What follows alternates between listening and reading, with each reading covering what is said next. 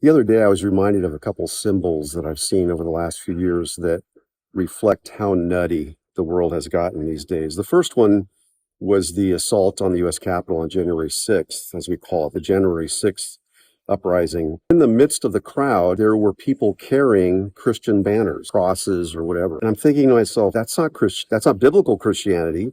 That might be Christian nationalism, which is not biblical Christianity. I've spoken of that many, many times. Being a cross in support of destroying property and potentially hurting people. That's a contradiction. The second symbol, more recently, was a pro-Palestinian march. I think it was in New York. I don't remember specifically. It was a major city. And in that crowd, there were banners that read, "Queers for Palestine." Wow. Queers for Palestine.